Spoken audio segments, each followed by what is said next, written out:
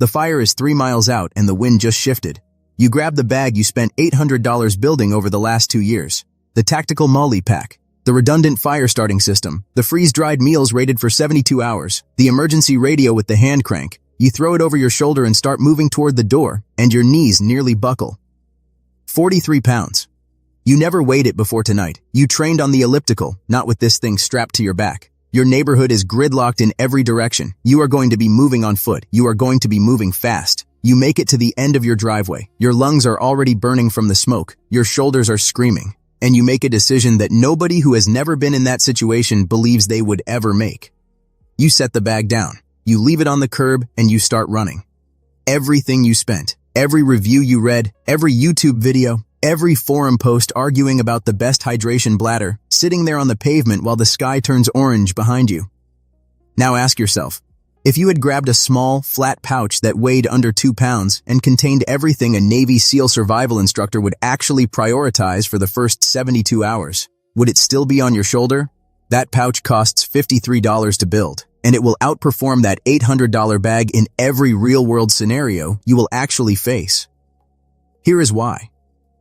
The survival gear industry generated over $4 billion last year, and almost none of it was spent on what actually keeps people alive. This is not an accident.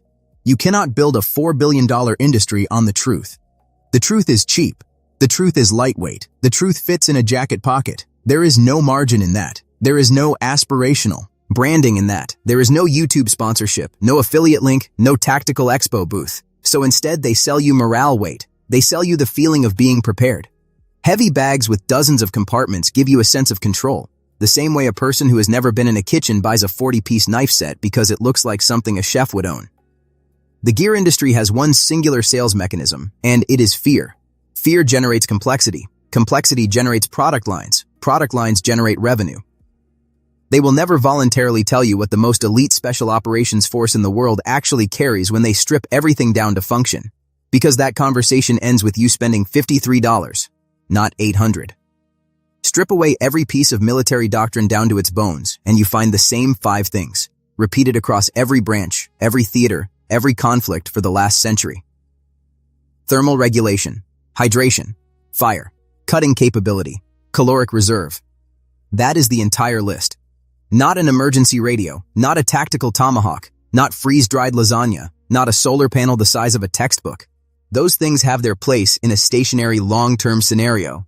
But in the first 72 hours of an actual emergency, when you are moving, when you are stressed, when your fine motor skills are degraded by adrenaline and fear, you need 5 things, and they weigh almost nothing. Navy SEAL survival training, built on decades of real-world field testing across jungles, deserts, and Arctic environments, does not teach operators to carry more. It teaches them to carry better. The distinction will determine whether you survive or whether your gear outlasts you. The first item costs $4, not $40, not $400. $4 for a NASA-developed aluminized Mylar emergency blanket that reflects 90% of your radiated body heat back onto your skin. This is not a flimsy party decoration. The underlying technology was developed by NASA in the 1960s for spacecraft thermal control. The United States military has issued versions of this material to field personnel for over 50 years. When wilderness search and rescue teams find survivors of overnight exposure in sub-freezing temperatures, this is what they wrap them in first. Not a sleeping bag, not a wool blanket, a $4 piece of metallized film. Here is why it beats a $180 tactical sleeping bag in a real emergency. Weight, 11 grams. A sleeping bag built for real cold weather performance weighs between 2 and 6 pounds. When you are moving to survive, weight is a life or death variable, not a comfort consideration. Pack size. The Mylar blanket folds to the size of a deck of cards. The sleeping bag occupies 1/4 of your entire pack volume and triples your bag's physical profile. Failure modes. The sleeping bag requires a dry environment, a zipper that works, and time to deploy. The Mylar blanket has none of those dependencies. There are no zippers, and there is no insulation that loses its loft when wet. There are no moving parts to freeze, jam, or break. The 3-beat rule that SEAL instructors teach junior operators: if your survival tool can fail in 3 different ways, it will fail in the scenario where failure costs you your life. $4, 11 grams, 90% heat retention, 0 moving parts. You are warm, But your mouth tastes like ash and you haven't had clean water in 18 hours. Warmth without hydration buys you time, not survival. The human body begins systemic cellular breakdown from dehydration within 72 hours. Cognitive function degrades significantly within the first 24. In a crisis where you need to navigate, make decisions, and move, your brain failing before your body is the scenario that kills people who had every other resource they needed. Most bug-out bags handle this with a water filter straw. Retail price, $45 to $90. The Navy SEAL solution is different, and it costs $3. $3 in a foil packet will solve a problem that has killed more soldiers than bullets. Potable aqua iodine purification tablets, or their sodium hypochlorite equivalent, have been standard issue in American military rations since World War II. The World Health Organization officially endorses chemical water purification as a primary field method. A single bottle of 50 tablets treats 50 liters of water. 50 liters, $3. That is 72 hours of hydration for a family of 3, sourced from any standing water source for the cost of a gas station coffee. Drop 2 tablets per liter of water. Wait 30 minutes. Drink. The chlorine compound destroys bacteria, viruses, and protozoa at the cellular level by disrupting their enzymatic function. This is not folk medicine. This is the same chemistry that billion-dollar municipal water treatment facilities use at industrial scale. The filter straw is a better long-term solution, but in a 72-hour emergency where you are moving fast and traveling light, $3 solves the problem your $90 filter solves, and it fits in your shirt pocket. The third item is a ceramic ferro rod, not the decorative kind attached to a keychain. A full-grip, heavy ceramic striker rod, the same type carried by U.S. Army Ranger survival instructors. Retail, $6. Lifespan, approximately 12,000 strikes. That is years of fire starting in a tool that produces a 3,000 degrees Celsius spark in wet conditions, in wind, in sub-zero temperatures. Butane lighters fail below freezing. Waterproof matches run out. The ferro rod does not care about your weather. The fourth item is a fixed blade boot knife with a full tang, meaning the blade and handle are a single piece of steel, not assembled. $11 from any military surplus supplier. United States Special Forces survival instructors rank cutting capability as the 4th most critical field priority after thermoregulation, hydration, and fire. Cordage preparation, shelter building, food processing, first aid, every one of those tasks is faster and more reliable with a blade.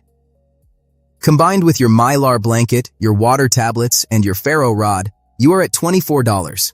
Add a small tin of petroleum jelly-saturated cotton balls for fire-starting tinder at $2. A whistle rated at 120 decibels for signaling at $3, and a single-serving emergency caloric bar rated at 2,400 calories for under $6. Total, $35. Add a quality tourniquet, the type used by U.S. Army combat medics and field triage, for $18. $53, under 14 ounces total weight. I have to stop you right here and tell you the one thing that turns a $53 kit into a death sentence. Carrying it without ever using it. This is the single most common and most fatal mistake in modern prepper culture. People build kits. They photograph their kits. They post their kits. They never once deploy a Mylar blanket in darkness with cold, clumsy fingers. They never once strike a ferro rod in the rain. They never once taste iodine-treated water and practice not gagging on it. A survival tool you have never practiced with is a prop. It is theatrical equipment. The research on fine motor skill degradation under acute stress is unambiguous. Under genuine fear response, your cortisol and adrenaline levels will reduce manual dexterity by 30 to 40%. Tasks you can perform easily in your living room become difficult. Tasks you have practiced under mild stress become manageable. Tasks you have never practiced under any conditions become impossible. Spend one weekend with your $53 kit. Light a fire with only the ferro rod and the cotton tinder. Purify water from a stream and drink it. Sleep under the Mylar blanket in your backyard in November. Do it once. That one weekend transforms your kit from theater into capability. Navy SEALs do not survive because of what they carry. They survive because of their relationship with discomfort, because their training has convinced their nervous systems at a cellular level that discomfort is data, not danger. That cold is information. That hunger is information. That fear is information. The $53 kit does something the $800 bag cannot. It removes your safety net. When you carry 43 pounds of gear, you carry the psychological comfort of complexity. You carry the delusion that volume equals readiness. You carry the illusion that if things get bad enough, you will find the right piece of equipment in one of those 17 zippered pockets. When you carry 14 ounces, you carry only what works, and you learn to trust it, because you have practiced with it, and it has never failed you. 99% of preppers are buying comfort. 1% are buying capability. You now know the difference. I want to ask you something specific before you close this. Look at your current bug-out bag, or think about the one you are building. Why? T is the single item in it that you have never once used in a real or practice scenario. The item that made sense when you bought it, but has sat untouched in a zippered pocket for 2 years.